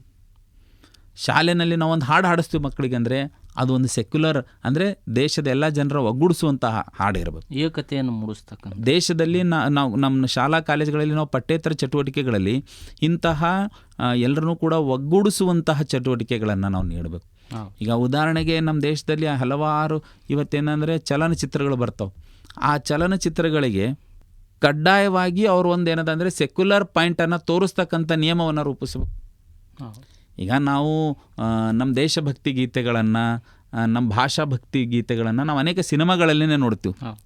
ಸೊ ಅಂತಹ ಸಿನಿಮಾಗಳ ಹಾಡು ಕೇಳೇ ನಾವೇನಂದರೆ ದೇಶದ ಬಗ್ಗೆ, ನಮ್ಮ ಭಾಷೆ ಬಗ್ಗೆ ಭಾವುಕರಾಗ್ತೀವಿ. ಸೊ ಅಂತಹ ಈ ದೇಶದ ಎಲ್ಲ ಜನರು ಒಂದು ಅನ್ನುವಂತಹ ದೇಶಭಕ್ತಿ ಸಾರುವಂತಹ ಅನೇಕ ಸನ್ನಿವೇಶಗಳನ್ನು ನಮ್ಮ ಚಲನಚಿತ್ರಗಳಲ್ಲಿ ರೂಪಿಸಬೇಕಾಗಿದೆ. ಶಾಲಾ ಪಠ್ಯದಲ್ಲಿ ರೂಪಿಸಬೇಕಾಗಿದೆ, ಕಾಲೇಜ್ಗಳಲ್ಲಿ ರೂಪಿಸಬೇಕಾಗಿದೆ, ವಿಶ್ವವಿದ್ಯಾಲಯಗಳಲ್ಲಿ ರೂಪಿಸಬೇಕಾಗಿದೆ. ಅನೇಕ ಸರ್ಕಾರೇತರ ಅಂಗ ಸಂಸ್ಥೆಗಳೇನಿದ್ದಾವೆ ಅಂತಹ ಸಂಘ ಸಂಸ್ಥೆಗಳು ಇಂಥದನ್ನು ರೂಪಿಸಬೇಕಾಗಿದೆ. ಆ ನಿಟ್ಟಿನಲ್ಲಿ ನಾವೆಲ್ಲರೂ ಕೂಡ ಕ್ರಮ ತಗೊಂಡಿದ್ದೇ ಆದರೆ ಈ ದೇಶದ ಯುವ ಜನಾಂಗ ಬದಲಾಗೋದರಲ್ಲಿ ಅಥವಾ ಪರಿವರ್ತನೆ ಆಗೋದರಲ್ಲಿ ಹೆಚ್ಚು ಸಮಯ ಬೇಕಾಗಲ್ಲ, ಖಂಡಿತವಾಗಿ ಬದಲಾಗ್ತಾರೆ ಅನ್ನುವಂಥದ್ದನ್ನು ನಾವು ಹೇಳ್ಬೋದು. ಭಾಳ ಅದ್ಭುತ ವಿಷಯಗಳನ್ನು ಹೇಳ್ತಾ ಇದ್ದೀರಿ ಸರ್. ಯಾಕಂತಂದರೆ ಈ ಸ್ವತಂತ್ರ ಭಾರತದಲ್ಲಿ ಮತ್ತು ಭಾಳ ಪರಿಶುದ್ಧವಾಗಿರುವಂಥ ಡೆಮಾಕ್ರಸಿ ಹೊಂದಿರುವಂಥ ಭಾರತ ದೇಶದಲ್ಲಿ ಶಿಕ್ಷಣ, ಆರೋಗ್ಯ ಮತ್ತು ಉದ್ಯೋಗ ಕ್ಷೇತ್ರಗಳಲ್ಲಿ ಇಂದಿನ ಸ್ಥಿತಿಯನ್ನು ನೀವು ಹೇಗೆ ವಿಶ್ಲೇಷಣೆಯನ್ನು ಮಾಡ್ತೀರಿ ಅಂತ. ಯಾಕಂತಂದ್ರೆ ಡೆಮಾಕ್ರಸಿ ಯಶಸ್ವಿ ಆಗಬೇಕು, ಭಾರತ ಸ್ವತಂತ್ರಕ್ಕೆ ಒಂದು ಮೀನಿಂಗ್ ಬರಬೇಕು ಅಂತಂದರೆ ಆ ದೇಶದ ಎಜುಕೇಷನ್ ಭಾಳ ಇಂಪಾರ್ಟೆಂಟ್ ಆಗ್ತದೆ, ಆ ದೇಶದಲ್ಲಿದ್ದಿರ್ತಕ್ಕಂಥ ಆರೋಗ್ಯ ಮತ್ತು ಉದ್ಯೋಗ. ಹಾಗಾಗಿ ಈ 3 ಪಾಯಿಂಟ್ಗಳನ್ನು ಇಟ್ಕೊಂಡು ಇಂದಿನ ಸ್ಥಿತಿಯನ್ನು ನೀವು ಹೇಗೆ ವಿಶ್ಲೇಷಣೆಯನ್ನು ಮಾಡ್ತೀರಿ? ನಾವು ಭಾರತ ಒಂದು ಪ್ರಜಾಪ್ರಭುತ್ವ ರಾಷ್ಟ್ರ ಅಂತ ಹೇಳ್ತಾ ಇದ್ದೀವಿ, ಬಟ್ ನಾವು ಅನ್ಡೆಮಾಕ್ರೆಟಿಕ್ ಆಗಿ ಬದುಕ್ತಾ ಇದ್ದೀವಿ. ಡೆಮಾಕ್ರಸಿ ಕಂಟ್ರಿ ಅಂದರೆ ನಮ್ಮ ದೇಶದಲ್ಲಿರ್ತಕ್ಕಂಥ ಪ್ರತಿಯೊಬ್ಬರಿಗೂ ಕೂಡ ಒಂದೇ ತೆರನಾದ ಗುಣಮಟ್ಟದ ಶಿಕ್ಷಣ ಸಿಗಬೇಕಾಗಿತ್ತು, ಅದು ಡೆಮಾಕ್ರಸಿ ಆಗ್ತಿತ್ತು. ಬಟ್ ನಮ್ಮ ದೇಶದಲ್ಲಿ ಶಿಕ್ಷಣ ಎಲ್ರಿಗೂ ಕೂಡ ಒಂದೇ ತೆರನಾಗಿ ಸಿಗ್ತಾ ಇಲ್ಲ. ಗುಣಮಟ್ಟದ ಶಿಕ್ಷಣ ಎಲ್ರಿಗೂ ಕೂಡ ಸಿಗ್ತಾ ಇಲ್ಲ. ಗ್ರಾಮೀಣ ಪ್ರದೇಶದ ಮಕ್ಕಳಿಗೆ ಒಂದು ರೀತಿ ಶಿಕ್ಷಣ ಸಿಗ್ತಾ ಇದೆ, ನಗರ ಪ್ರದೇಶದ ಮಕ್ಕಳಿಗೆ ಒಂದು ರೀತಿ ಸಿಗ್ತಾ ಇದೆ, ದುಡ್ಡು ಇರೋರ ಮಕ್ಕಳಿಗೆ ಒಂದು ರೀತಿ ಶಿಕ್ಷಣ ಸಿಗ್ತಾ ಇದೆ, ದುಡ್ಡು ಇಲ್ಲದೆ ಇರೋರಿಗೆ ಮಕ್ಕಳಿಗೆ ಒಂದು ರೀತಿ ಶಿಕ್ಷಣ ಸಿಗ್ತಾ ಇದೆ. ನಮ್ಮಲ್ಲಿ international syllabus, central syllabus, state syllabus ಅಂತೇಳಿ ನಾವು ಡಿವೈಡ್ ಮಾಡಿದ್ದೀವಿ. ಸೊ ಈ ರೀತಿಯಾಗಿರ್ತಕ್ಕಂಥ ಅಸಮಾನ ಶಿಕ್ಷಣ ವ್ಯವಸ್ಥೆ ಇದ್ದಿರೋದ್ರಿಂದ ನಾವು ಡೆಮಾಕ್ರಸಿಯನ್ನು ನಾವು ಸ್ಥಾಪಿಸಲಿಕ್ಕೆ ನಮಗೆ ಸಾಧ್ಯವಾಗಲ್ಲ. ಸೊ ಅದಕ್ಕಾಗಿ ಶಿಕ್ಷಣದ ಸವಾಲಿದೆ. ಸಮಾನವಾಗಿರ್ತಕ್ಕಂತಹ ಮತ್ತು ಗುಣಮಟ್ಟದ ಶಿಕ್ಷಣದ ಕಾಯ್ದೆಯನ್ನು ಜಾರಿ ತರೋ ಮೂಲಕ ಸರ್ಕಾರಗಳೇನದ ಅಂದರೆ ಈ ದೇಶ ಒಂದು ಪ್ರಜಾಪ್ರಭುತ್ವ ಸ್ಥಾಪಿಸಲಿಕ್ಕೆ ಮುನ್ನಾಗಬೇಕು. ಅದು ಭಾಳ ದೊಡ್ಡ ಸವಾಲಿದೆ. ಆ್ಯಂಡ್ ಎರಡನೇದು ಆರೋಗ್ಯದ ಸಮಸ್ಯೆ ಭಾಳ ದೊಡ್ಡ ಸಮಸ್ಯೆ ಇದೆ. ಇವತ್ತು ಸೇಮ್ ಥಿಂಗ್ ಇಲ್ಲೂ ಕೂಡ ಹೆಂಗಿದೆ ಅಂದರೆ ದುಡ್ಡು ಇರೋರಿಗೆ ಒಂದು ರೀತಿಯ ಹಾಸ್ಪಿಟಲ್ ಇದ್ದಾವೆ, ದುಡ್ಡು ಇಲ್ಲದೆ ಇರೋರಿಗೆ ಒಂದು ರೀತಿಯ ಹಾಸ್ಪಿಟಲ್ ಇದ್ದಾವೆ. ಅನೇಕ ಬಡತನದಲ್ಲಿರ್ತಕ್ಕಂತಹ ಗ್ರಾಮೀಣ ಪ್ರದೇಶದವ್ರಿಗೆ ಏನಂದರೆ ಈ ಕಾಯಿಲೆ ವಾಸಿ ಮಾಡೋದಕ್ಕೆ ನಿಮಗೊಂದು 5 ಲಕ್ಷ ಖರ್ಚಾಗುತ್ತೆ ಅಂತಂದಾಗ ಸರಿ ಬಿಡಿ ಸತ್ತೋಗಲಿ ನಾವು ಮನೆ ಕರ್ಕೊಂಡು ಹೋಗ್ತೀವಿ ಅನ್ನುವಂತಹ ಪರಿಸ್ಥಿತಿ ಇದೆ. ಸರಿಯಾದಂತಹ ಆರೋಗ್ಯದ ವ್ಯವಸ್ಥೆ ನಮ್ಮಲ್ಲಿ ಇಲ್ಲ, ಆರೋಗ್ಯದ ಭದ್ರತೆ ಇಲ್ಲ. ಗ್ರಾಮೀಣ ಪ್ರದೇಶಗಳಲ್ಲಿ ಏನಂದರೆ ಹಾಸ್ಪಿಟಲ್ ಇರಲ್ಲ, ಹಾಸ್ಪಿಟಲ್ ಇದ್ದರೂ ವೈದ್ಯರಿರಲ್ಲ, ಇದ್ದರೂ ಕೂಡ ಗುಣಮಟ್ಟದ ತಪಾಸಣೆ ಇರಲ್ಲ. ಸೊ ಈ ರೀತಿ ಏನಂದರೆ ಆರೋಗ್ಯದ ಬಗ್ಗೆ ನಾವು ಭಾಳಷ್ಟು ಏನಂದರೆ ನಿರ್ಲಕ್ಷ್ಯ ವಹಿಸ್ತಕ್ಕಂಥದ್ದನ್ನು ನಾವು ನೋಡ್ತಾ ಇದ್ದೀವಿ. ಬಟ್ ಎಲ್ರಿಗೂ ಕೂಡ ಏನಂದರೆ ಒಂದೇ ತೆರನಾದ ಗುಣಮಟ್ಟದ ಆರೋಗ್ಯದ ಭದ್ರತಾ ಸೇವಾ ಏನಂದರೆ ಸಿಗಬೇಕು ಈ ದೇಶದಲ್ಲಿ. ಅಂದಾಗ ಮಾತ್ರ ನಾವು ಇದನ್ನು ಒಂದು ಡೆಮಾಕ್ರಸಿ ಅಂತ ಹೇಳೋದಕ್ಕೆ ಸಾಧ್ಯ. ಬಟ್ ಅದು ಆಗ್ತಾ ಇಲ್ಲ. ಮತ್ತು ಮಕ್ಕಳಿಗೆ ಪೌಷ್ಟಿಕ ಅಂಶ ಆಹಾರದ ಕೊರತೆ ಇದೆ, ನಮ್ಮ ದೇಶ ಎದುರಿಸ್ತಾ ಇದೆ. ಗರ್ಭಾವಸ್ಥೆಯಲ್ಲಿರ್ತಕ್ಕಂಥ ಹೆಣ್ಣು ಮಕ್ಕಳಿಗೆ ಏನಂದರೆ ಇವತ್ತು ಪೌಷ್ಟಿಕಾಂಶ ಆಹಾರದ ಕೊರತೆ ಇದೆ. ಸೊ ಈ ಪೌಷ್ಟಿಕಾಂಶದ ಕೊರತೆಯಿಂದ ನಮ್ಮ ದೇಶದಲ್ಲಿ ದಿನಾಲು ಏನಂದರೆ ಮಕ್ಕಳು ಸಾಯ್ತಾ ಇದ್ದಾರೆ, ಹೆಣ್ಣುಮಕ್ಕಳು ಸಾಯ್ತಾ ಇದ್ದಾರೆ. ಹಸಿವಿನಿಂದ ಸತ್ತೋಗ್ತಕ್ಕಂಥ ಸಂಖ್ಯೆನಲ್ಲಿ ನಮ್ಮ ದೇಶ ನಂಬರ್ 1 ಇದೆ. ಮತ್ತು ನಾವು ಹೆಂಗೆ ಇದನ್ನು ಒಂದು ಡೆಮಾಕ್ರಸಿ ಕಂಟ್ರಿ ಅಂತ ಹೇಳ್ಬೋದು? ಹಸಿವಿನಿಂದ ಸತ್ತೋಗ್ತಕ್ಕಂಥವ್ರ ಸಂಖ್ಯೆ ಹೆಚ್ಚಿರುವಂತಹ ದೇಶ ನೀವು ಹೆಂಗೆ ಒಂದು ಡೆಮಾಕ್ರಸಿ ಕಂಟ್ರಿ ಅಂತ ಕರೆಯೋದಕ್ಕೆ ಸಾಧ್ಯ? ಸೊ ಈ ಸವಾಲನ್ನು ನಾವು ಎದುರಿಸ್ಬೇಕು. ಸೊ ಅದಕ್ಕಾಗಿ ಆರೋಗ್ಯದ ದೃಷ್ಟಿಯಿಂದ ನಾವು ಭಾಳ ಏನದ ಅಂದರೆ ಭಾಳ ಕೇರ್ಫುಲ್ಲಾಗಿ ನಮ್ಮ ದೇಶವನ್ನು ನಾವು ಇದನ್ನು ನೋಡಬೇಕಾಗಿದೆ. ಆರೋಗ್ಯದ ಹಿತದೃಷ್ಟಿಯಿಂದ ಹೊಸ ಕಾಯ್ದೆಗಳನ್ನು ತರೋ ಮೂಲಕ, ಹೊಸ ಕಾನೂನುಗಳನ್ನು ರೂಪಿಸೋ ಮೂಲಕ, ಜನರಿಗೆ ಜಾಗೃತಿಯನ್ನು ಮೂಡಿಸೋ ಮೂಲಕ, ಜನರ ಮನೆಗೆ ಹೋಗಿ ಅವರ ಆರೋಗ್ಯ ಸೇವೆ ಮುಟ್ಟಿಸ್ತಕ್ಕಂಥ ನಿಟ್ಟಿನಲ್ಲಿ ನಾವು ಕ್ರಮ ವಹಿಸಬೇಕಾಗಿದೆ. ಆ್ಯಂಡ್ ಮೂರನೇದು ಬಂದು ನೀವು ಉದ್ಯೋಗದ ಹೇಳಿದ್ರಿ. ಸೊ ನಾನು ಮೊದಲೇ ಹೇಳಿದೆ ನಿಮಗೆ, ಭಾರತ ಅತಿ ಹೆಚ್ಚು ಯುವಕರನ್ನ ಹೊಂದಿರತಕ್ಕಂಥ ದೇಶ. ಅದೇ ಸೇಮ್ ಕಂಟೆಂಪ್ರರಿ ಈ ದೇಶ ಹೆಚ್ಚು ನಿರುದ್ಯೋಗಿಗಳನ್ನು ಕೂಡ ಹೊಂದಿದೆ. ಉದ್ಯೋಗ ಇಲ್ಲದೆ ಇದ್ದಿರೋದ್ರಿಂದ ಅನೇಕ ಯುವಕರು ಆತ್ಮಹತ್ಯೆ ಮಾಡ್ಕೊಳ್ತಕ್ಕಂಥದ್ದು, ಆ್ಯಂಟಿ ಸೋಷಲ್ ಆ್ಯಕ್ಟಿವಿಟೀಸ್ನಲ್ಲಿ ತೊಡಗಿಸ್ಕೊಳ್ತಕ್ಕಂಥದ್ದು, ಕ್ರಿಮಿನಲ್ ಆ್ಯಕ್ಟಿವಿಟೀಸ್ಗಳಲ್ಲಿ ತೊಡಗಿಸ್ಕೊಳ್ತಕ್ಕಂಥದ್ದು, ಡ್ರಗ್ಗೆ ಅಡಿಕ್ಟ್ ಆಗ್ತಕ್ಕಂಥದ್ದು, ಆಲ್ಕೋಹಾಲಿಕ್ಗೆ ಅಡಿಕ್ಟ್ ಆಗ್ತಕ್ಕಂಥದ್ದನ್ನು ನಾವು ನೋಡ್ತಾ ಇದ್ದೀವಿ. ಬಿಕಾಸ್ ಆಯಾಯ ಸಮಯ ಸಂದರ್ಭಕ್ಕೆ ತಕ್ಕಂತೆ ಅವರ ವಿದ್ಯಾರ್ಜನೆಗೆ ತಕ್ಕಂತಹ ಒಂದು ಉದ್ಯೋಗ ಸಿಗಬೇಕಾಗಿತ್ತು.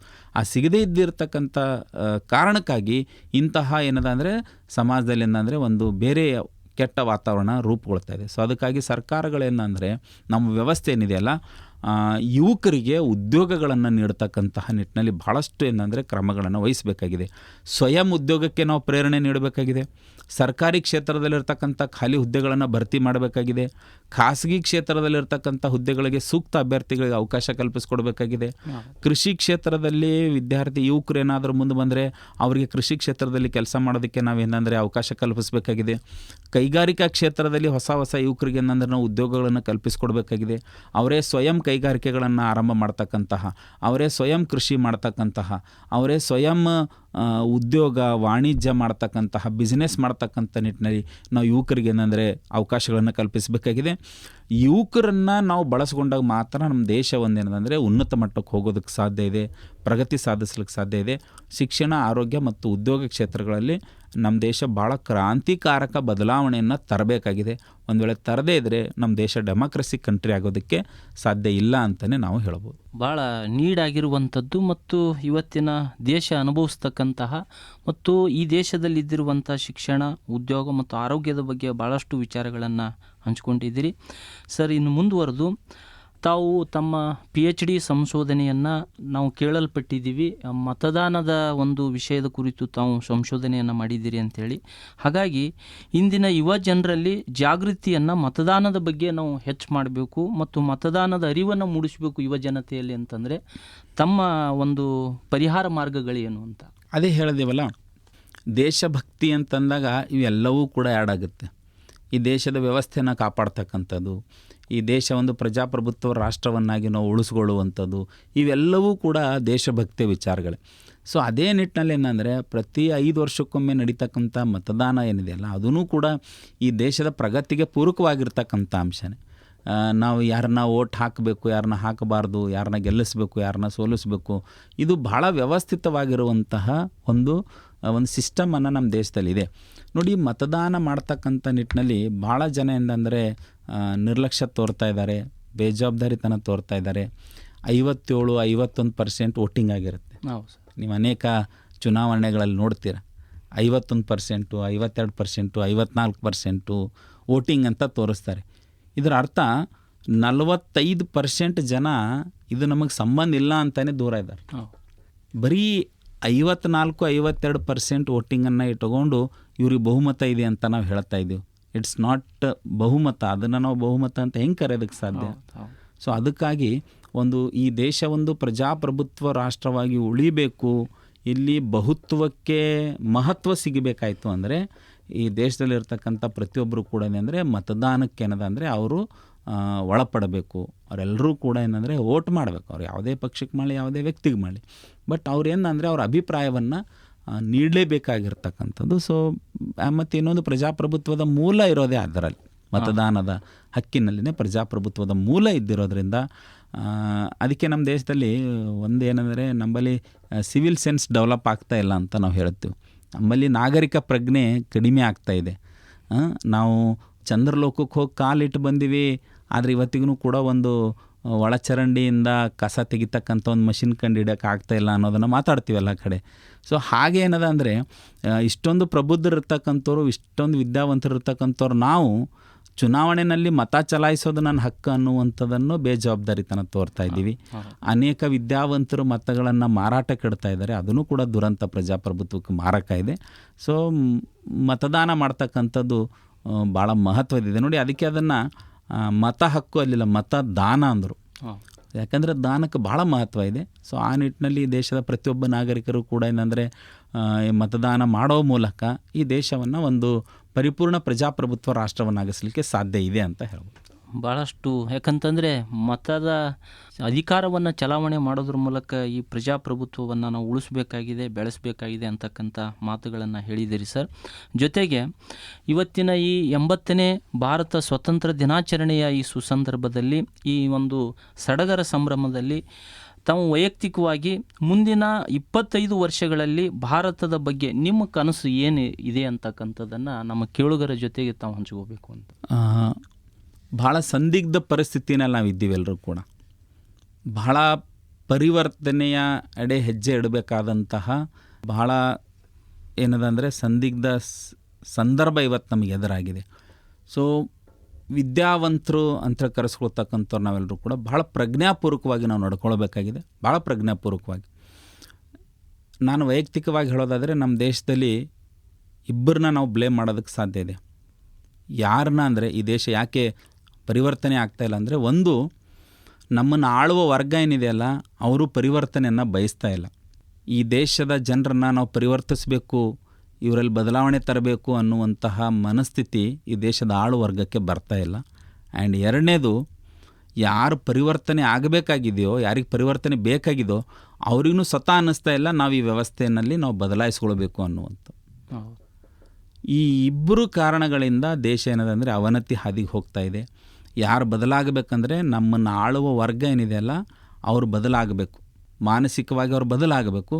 ಈ ದೇಶದ ಜನರ ಪರಿಸ್ಥಿತಿಯನ್ನು ಪರಿವರ್ತಿಸೋದಕ್ಕಾಗಿ ತಮ್ಮ ರಾಜಕಾರಣವನ್ನು ಮಾಡಬೇಕು. ಆ್ಯಂಡ್ ಎರಡನೇದು, ಜನರು ಕೂಡ ಅಂದ್ಕೊಳ್ಬೇಕು, ನಾನು ಯಾಕೆ ಇನ್ನೂ ಇಂಥ ಹೀನ ಸ್ಥಿತಿನಲ್ಲಿ ಬದುಕಬೇಕು, ಈ ವ್ಯವಸ್ಥೆಯನ್ನು ನಾವು ಬದಲಾಯಿಸಬೇಕು ಅನ್ನುವಂತಹ ಮನಸ್ಥಿತಿಯನ್ನು ಜನರಲ್ಲೂ ಬರಬೇಕಾಗಿದೆ. ಸೊ ಇವೆರಡೂ ಕೂಡ ಬದಲಾಗಬೇಕು. ಮತ್ತು ಈ ದೇಶದಲ್ಲಿ ನಾನ್ ಕರಪ್ಟ್ ಪೊಲಿಟಿಕ್ಸ್ ಬೇಕಾಗಿದೆ ಮತ್ತು ನಾನ್ ಕರಪ್ಟ್ ವೋಟರ್ಸ್ ಬೇಕಾಗಿದ್ದಾರೆ.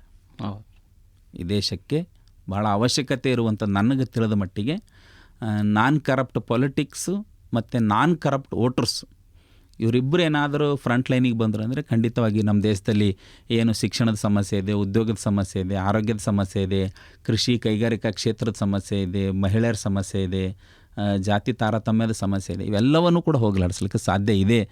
ಅಷ್ಟೆಲ್ಲವೂ ಕೂಡ ಈ ದೇಶದ ಸಂವಿಧಾನದಲ್ಲಿ ಅಡಗಿದೆ. ಈ ದೇಶದ ಸಂವಿಧಾನದ ಬದ್ಧವಾಗಿರತಕ್ಕಂಥ ಆಡಳಿತ ಏನಾದರೂ ಬಂತು ಅಂದರೆ ಈ ದೇಶದ ಸ್ವಾತಂತ್ರ್ಯಕ್ಕೆ ನಿಜವಾದ ಅರ್ಥ ಬರುತ್ತೆ. ಇಲ್ಲಾಂದರೆ ಇದು 80ನೇ ಸ್ವಾತಂತ್ರ್ಯ ದಿನಾಚರಣೆ 100 ಆಗುತ್ತೆ, 150 ಆಗುತ್ತೆ, 200 ಆಗುತ್ತೆ. ಬಟ್ ಇನ್ನೂ ನೀವು ಹೇಳಿದ್ರಲ್ಲ, ಇನ್ನೂ ಸ್ವಾತಂತ್ರ್ಯ ಬೇಕು ಅನ್ನೋರ ಸಂಖ್ಯೆ ಹೆಚ್ಚಾಗ್ತಾ ಹೋಗುತ್ತೆ. ನಾವು ಬದಲಾಗಲಿಲ್ಲ ಅಂದರೆ ಸ್ವಾತಂತ್ರ್ಯ ಮತ್ತೊಂದು ಸ್ವಾತಂತ್ರ್ಯ ಹೋರಾಟ ಆಗಬೇಕಾಗತ್ತೆ. ಸೊ ಅದು ಆಗಬಾರ್ದು ಅಂತಂದರೆ ಈಗ ನಮಗೆ ಸಿಕ್ಕಿರೋ ಸ್ವಾತಂತ್ರ್ಯವನ್ನೇ ನಾವು ಉಳಿಸ್ಕೊಂಡು ಬೆಳೆಸ್ಕೊಂಡು ಸಂವಿಧಾನಬದ್ಧವಾದ ಆಡಳಿತವನ್ನು ನಡೆಸೋ ಮೂಲಕ ಏನು 100 ವರ್ಷಗಳ ಕಾಲ ಈ ದೇಶದ ಸ್ವಾತಂತ್ರ್ಯಕ್ಕಾಗಿ ಏನು ತ್ಯಾಗ ಬಲಿದಾನ ಕೊಟ್ಟಿದ್ದಾರಲ್ಲ ಅವರ ಆತ್ಮಕ್ಕೆ ಅಥವಾ ಅವರ ಸಾವಿಗೂ ಕೂಡ ನಾವೊಂದು ನ್ಯಾಯ ಕೊಟ್ಟಂಗಾಗುತ್ತೆ ಅನ್ನುವಂಥದ್ದು ಅಂತ ನಾವು ಹೇಳ್ಬೋದು. ಭಾಳ ಅದ್ಭುತವಾಗಿರುವಂಥ ಮಾಹಿತಿಯನ್ನು ಕೊಟ್ಟಿದ್ದೀರಿ ಸರ್. ಇಷ್ಟೊತ್ತು ಯಾಕಂತಂದ್ರೆ ಭಾಳಷ್ಟು ಸಂಗತಿಗಳನ್ನು ತಾವು ನಮ್ಮ ಕೇಳುಗರ ಜೊತೆಗೆ ಹಂಚ್ಕೊಂಡಿದ್ದೀರಿ. ಜೊತೆಗೆ ತಮ್ಮ ಅಮೂಲ್ಯವಾಗಿರುವಂಥ ಸಮಯವನ್ನು ನಮ್ಮ ಈ ಸ್ಟುಡಿಯೋಕ್ಕೆ ಬಂದು ತಮ್ಮ ಒಂದು ಓದಿನ ಮತ್ತು ತಮ್ಮ ವೈಯಕ್ತಿಕವಾಗಿರುವಂಥ ಅಭಿಪ್ರಾಯಗಳು ಹಂಚ್ಕೊಂಡಿರ್ತಕ್ಕಂಥ ತಮಗೆ ಮತ್ತೊಮ್ಮೆ ನಮ್ಮ ಸ್ಟುಡಿಯೋ ಪರವಾಗಿ ಅಭಿನಂದನೆಗಳನ್ನು ಸಲ್ಲಿಸ್ತಾ, ಕೊನೆಯದಾಗಿ ಸರ್, ಈ ಸ್ವತಂತ್ರ ದಿನಾಚರಣೆಯನ್ನು ಈ ದಿನ ನಾವು ಭಾಳ ಸಡಗರ ಸಂಭ್ರಮದಿಂದ ಆಚರಣೆ ಮಾಡ್ತಾ ಇದ್ದೇವೆ. ಇಡೀ ದೇಶ ತುಂಬ ಮಕ್ಕಳು ಹಿಡ್ಕೊಂಡು ವಿದ್ಯಾವಂತರಾಗಿರ್ಬೋದು, ಹಿರಿಯರಾಗಿರ್ಬೋದು, ಎಲ್ಲರೂ ಕೂಡ ಭಾಳ ಸಂಭ್ರಮದಿಂದ ಈ ಒಂದು ದಿನಾಚರಣೆಯನ್ನು ಆಚರಣೆ ಮಾಡ್ತಾ ಇದ್ದೀವಿ. ಈ ಸಂದರ್ಭದಲ್ಲಿ ಈ ದೇಶದ ಯುವಕರನ್ನು ತಾವು ಗಮನದಲ್ಲಿಟ್ಟುಕೊಂಡು ಅವರಿಗೆ ತಮ್ಮ ಸಂದೇಶವನ್ನು ಏನು ನೀಡೋಕ್ಕೆ ಇಚ್ಛೆ ಪಡ್ತೀರಿ ಅಂತ? ಈ ದೇಶದ ಯುವಕರಿಗೆ ಅವರು ಓದ್ತಕ್ಕಂತಹ ವಿದ್ಯಾರ್ಜನೆ ಏನಿದೆಯಲ್ಲ ಅದೇ ಭಾಳ ಮಹತ್ವದ್ದು. ಶಿಕ್ಷಣ ಅನ್ನುವಂಥದ್ದು ಭಾಳ ಮಹತ್ವದ ವ್ಯಾಪಾನ ಅದು. ಇಡೀ ಜಗತ್ತು ಇವತ್ತು ಏನದ ಅಂದರೆ ನಾಗರಿಕತೆಯೆಡೆಗೆ ನಾವು ಹೋಗಬೇಕಾಯ್ತಂದರೆ ನಮಗೆ ಶಿಕ್ಷಣ ಅವಶ್ಯಕ ಅಂಥೇಳಿ ಇಡೀ ಜಗತ್ತು ಇವತ್ತು ಶಿಕ್ಷಣದ ಕಡೆ ಮುಖ ಮಾಡ್ತಾಯಿದೆ. ವಿತೌಟ್ ಎಜುಕೇಟ್ ನಾವೊಂದು ನಾಗರಿಕರಾಗೋದಕ್ಕೆ ಸಾಧ್ಯ ಇಲ್ಲ. ಸೊ ಅದಕ್ಕಾಗಿ ಇವತ್ತಿನ ಯುವ ಜನಾಂಗ ಜಗತ್ತಿನ ಜೊತೆಗೆ ನಾವು ಕಾಂಪಿಟೇಟ್ ಮಾಡಬೇಕು ಅಂತಂದರೆ ಅವರು ಶಿಕ್ಷಣದ ಕಡೆಗೆ ಭಾಳ ಹೆಚ್ಚಿನ ಮಹತ್ವವನ್ನು ಕೊಟ್ಟು ಸಮಯವನ್ನು ಕೊಟ್ಟು ಅದನ್ನು ಪಡ್ಕೊಳ್ತಕ್ಕಂಥ ನಿಟ್ಟಿನಲ್ಲಿ ಪ್ರಯತ್ನ ಮಾಡಬೇಕು. ಮತ್ತು ನಮ್ಮ ದೇಶದ ಯುವ ಜನಾಂಗ ಪಡ್ಕೊಳ್ತಕ್ಕಂತಹ ಶಿಕ್ಷಣ ಇದೆಯಲ್ಲ, ಆ ಶಿಕ್ಷಣದಿಂದ ಅವರ ಬದುಕು, ಅವರ ಕುಟುಂಬ ಮತ್ತು ಇಡೀ ದೇಶ ಏನದಂದರೆ ಪರಿವರ್ತನೆ ಆಗೋದಕ್ಕೆ ಸಾಧ್ಯ ಇದೆ. ಈ ದೇಶದ ಯುವಕರಿಂದ ಮಾತ್ರ ಪರಿವರ್ತನೆ ಸಾಧ್ಯ ಇದೆ, ಇಲ್ಲ ಅಂದರೆ ಬೇರೆಯಿಂದ ಸಾಧ್ಯ ಇಲ್ಲ. ಸೊ ಅದಕ್ಕಾಗಿ ದೇಶದ ಯುವಕರಿಗೆ ನಮ್ಮ ಕಳಕಳಿ ಮನವಿ ಏನಂದರೆ, ಯಾವುದೇ ಬ್ಯಾಡ್ ಹ್ಯಾಬಿಟ್ಸಿಗೆ ಬಲಿಯಾಗದೆ, ಯಾಕೆಂದರೆ ವಯಸ್ಸಿರುತ್ತೆ, ಪಿರಿಯಡ್ ಹಂಗಿರುತ್ತೆ, ಬೇರೆ ಬೇರೆ ಕೆಟ್ಟದಕ್ಕೆ ಭಾಳ ಅಟ್ರ್ಯಾಕ್ಟ್ ಆಗ್ತಾರೆ. ಬಟ್ ಅಂತಹ ಆ್ಯಂಟಿ ಸೋಷಲ್ ಇದಕ್ಕೆ ಅಟ್ರ್ಯಾಕ್ಟ್ ಆಗೋ ಬದಲಾಗಿ ಅದನ್ನು ಬಿಟ್ಟು ಯಾವುದೇ ಬ್ಯಾಡ್ ಹ್ಯಾಬಿಟ್ಸಿಗೆ ಬಲಿಯಾಗದೆ ಅವರೇನಂದರೆ ಶಿಕ್ಷಣದ ಮೂಲಕ ಅದನ್ನು ಪಡ್ಕೊಂಡು ಈ ದೇಶದ ಪರಿವರ್ತನೆಗೆ ಏನಂದರೆ ಅವರೇನಂದ್ರೆ ನಾಂದಿ ಹಾಡಬೇಕಾಗಿದೆ. ಆ ಮೂಲಕ ಜಗತ್ತಿನ ಜೊತೆಗೆ ಕಾಂಪಿಟೇಟ್ ಮಾಡೋ ಮೂಲಕ ಇದ್ರ ಜೊತೆಯಲ್ಲಿ ತಮ್ಮ ವೈಯಕ್ತಿಕ ಬದುಕನ್ನು ಕೂಡ ಅವ್ರು ಸುಧಾರಿಸ್ಕೊಳ್ಳೋಕ್ಕೆ ಸಾಧ್ಯ ಇದೆ. ಯಾಕೆಂದರೆ ಶಿಕ್ಷಣದಿಂದ ಮಾತ್ರ ನಾವು ನಮ್ಮ ಬದುಕನ್ನು ಹಸನು ಮಾಡ್ಕೊಳ್ಳೋಕ್ಕೆ ಸಾಧ್ಯ ಇದೆ, ನಮ್ಮ ತಂದೆ ತಾಯಿ ಕನಸನ್ನು ನನಸು ಮಾಡೋದಕ್ಕೆ ಸಾಧ್ಯ ಇದೆ, ಮತ್ತು ದೇಶವನ್ನು ಕೂಡ ನಾವು ಈ ದೇಶದ ಸ್ವಾತಂತ್ರ್ಯಕ್ಕೂ ಕೂಡ ಅರ್ಥ ತಂದು ಕೊಡೋದಕ್ಕೆ, ಈ ದೇಶದ ಸ್ವಾತಂತ್ರ್ಯಕ್ಕಾಗಿ ತ್ಯಾಗ ಮಾಡಿರ್ತಕ್ಕಂತಹ ಆ ತ್ಯಾಗಮಯಿಗಳಿಗೆ ಎಲ್ರಿಗೂ ಕೂಡ ಏನಂದರೆ ನಾವೊಂದು ಅರ್ಥ ತರಬೇಕಾಯ್ತಂದರೆ ನಮಗೆ ಶಿಕ್ಷಣನೇ ಭಾಳ ದೊಡ್ಡ ಅಸ್ತ್ರ. ಅದನ್ನು ನಾವು ಯುವಕರು ಎಂದಂದರೆ ಅದನ್ನು ಪಡ್ಕೊಳ್ಬೇಕು, ಆ ನಿಟ್ಟಿನಲ್ಲಿ ಅವ್ರು ಸಾಗಬೇಕು. ತಾವು ಶಿಕ್ಷಣವನ್ನು ಪಡ್ಕೊಳ್ಳೋದಕ್ಕಾಗಿ ಸಾಕಷ್ಟು ತ್ಯಾಗ ಪರಿಶ್ರಮವನ್ನು ವಹಿಸಬೇಕು ಮಕ್ಕಳು, ಅದಕ್ಕಾಗಿ ಅವರು ಸದೃಢರಾಗಬೇಕು ಅಂತ ನಾನು ಬಯಸ್ತೀನಿ. ತುಂಬ ಧನ್ಯವಾದಗಳು ಸರ್. ಇವತ್ತಿನ ಈ ವಿಶೇಷ ಸ್ವತಂತ್ರ ದಿನಾಚರಣೆಯ ಸಂದರ್ಭದಲ್ಲಿ ಒಂದು ಸಂವಾದ ಮತ್ತು ಚರ್ಚೆಗಳನ್ನು, ಭಾಳಷ್ಟು ವಿಷಯಗಳನ್ನು ನಮ್ಮ ಜೊತೆಗೆ ಹಂಚಿಕೊಂಡಿರ್ತಕ್ಕಂತಹ ಡಾಕ್ಟರ್ ಅನಿಲ್ ಟೆಂಗಳಿ, ಉಪನ್ಯಾಸಕರು, ಯುವಚಿಂತಕರು, ಕಲಬುರಗಿ, ಇವರಿಗೆ ನಮ್ಮ ಅಂತರ್ವಾಣಿ ಸ್ಟುಡಿಯೋ ಪರವಾಗಿ, ತಮ್ಮೆಲ್ಲರ ಕೇಳುಗರ ಪರವಾಗಿ ತುಂಬ ಹೃದಯದ ಅಭಿನಂದನೆಗಳನ್ನು ಈ ಸಂದರ್ಭದಲ್ಲಿ ಸಲ್ಲಿಸ್ತಾ ಇದ್ದೇನೆ. ಬಂಧುಗಳೇ, ಈ ದೇಶದಲ್ಲಿ ಸ್ವತಂತ್ರ ಚಳುವಳಿಯ ಉದಾತ್ತ ಆದರ್ಶಗಳನ್ನು ಮತ್ತು ಸ್ವತಂತ್ರ ಚಳುವಳಿಯ ಹೋರಾಟಗಾರರ ತ್ಯಾಗ ಬಲಿದಾನಗಳನ್ನು ನಮ್ಮ ಜೀವನದಲ್ಲಿ ಅಳವಡಿಸಿಕೊಳ್ಳುವುದರ ಮುಖಾಂತರ ಈ ಒಂದು ಸ್ವತಂತ್ರ ದಿನಾಚರಣೆಗೆ ನಾವು ಅರ್ಥವನ್ನು ನೀಡಬೇಕಾಗಿದೆ. ಜೊತೆಗೆ ಈ ದೇಶದಲ್ಲಿ ಭಾಳ ಪರಿಶುದ್ಧವಾಗಿರುವಂಥ ಪ್ರಜಾಪ್ರಭುತ್ವವನ್ನು ಕಟ್ಟಿಕೊಟ್ಟಿರುವಂತಹ ಈ ದೇಶದ ಸಂವಿಧಾನವನ್ನು ಕೂಡ ನಾವು ಅರ್ಥೈಸ್ಕೊಳ್ಳೋದ್ರ ಮೂಲಕ, ಓದೋದ್ರ ಮೂಲಕ ಸಂವಿಧಾನಬದ್ಧವಾಗಿ ನಾವೆಲ್ಲರೂ ಕೂಡ ಬದುಕೋಣ. ಎಲ್ಲರೂ ಕೂಡ ಈ ದೇಶಕ್ಕೆ, ಈ ಒಂದು ದೇಶಭಕ್ತಿಗೆ ಬದ್ಧರಾಗಿ ಇರೋಣ ಅಂತಕ್ಕಂಥ ಮಾತನ್ನು ಹೇಳ್ತಾ ಇಲ್ಲಿಗೆ ಈ ಕಾರ್ಯಕ್ರಮವನ್ನು ಮುಕ್ತಾಯಗೊಳಿಸ್ತೇವೆ. ತಮ್ಮೆಲ್ಲರಿಗೂ ಕೂಡ ಶರಣು ಶರಣಾರ್ಥಿ. ನಮಸ್ಕಾರ ಸರ್. ನಮಸ್ಕಾರ.